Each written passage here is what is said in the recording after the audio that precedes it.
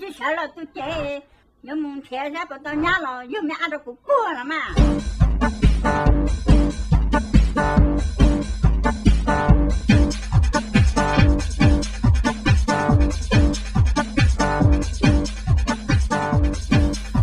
Boleh, udah cuci con à? Chạy lần cạo luôn rồi. Wow.你这么，嗰片脚俾打錢咯，咁我幫係碟俾整菜，個餐菜咗聽咯。Một tuần nữa nhậu đi nhậu cho một trò một tháng nữa chứ ai chứ. Kệ đi nè. Mau tôi là vô.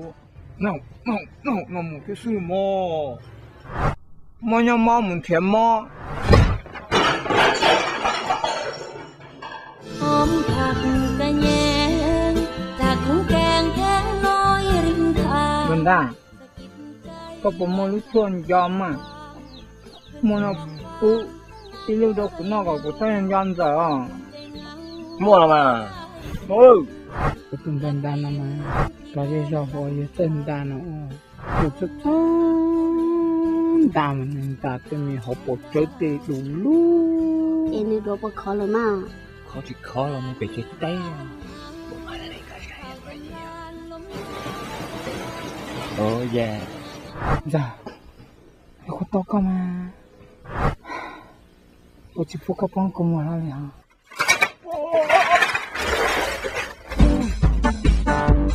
Liệu chơi chỉ sáng tôi khen cổ luôn rồi tôi thả béo đã chiều. Rồi có chuyện trên dây sổ ra tôi yếu nít ba. Dừng ý mòn chơi tôi chỉ tới nhiều tính rồi tới nhiều con chầu. Chỉ gọi đến công mua đi bé đã chi à. Tại vì một tháng nữa nó chỉ nhảy vô đi. Rồi có mua tôi cứ để ta nó tiêu xin nó. Có tôi mà của tôi còn là thế này nè. Rồi có chuyện nên là xin đã là xin. Chuyện tôi nên chơi tớ vũ bảo đi có thiết. Với xe tôi xin tròn cho lòng đi chỉ thoát tổ. Là có dùng trang có dùng lệ có mua là lệ ta quan chuyện lệ ta quan cho quan chuyện lệ ta cùng hiến lệ ta tới lệ ta sáu lần trên lệ hậu lần trên lệ thế nào không Rồi nào nó đâu có con sẽ luôn gì quạt tàu rồi cả chị nó cho chua nó thôi nó ấy giống quạt tàu này á ui ấy đâu á Hô, tôi nhiều căn này ơi. Nhiều cho sợ trên cao bảo đó. có mà phần kinh chứ chỉ phần tài À đi á, chụp con phong kín.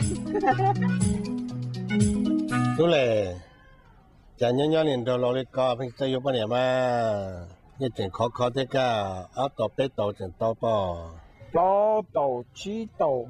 Dân dân thành ra chỉnh tàu theo họ.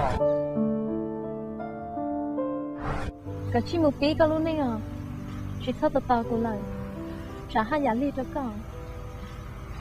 Dạ.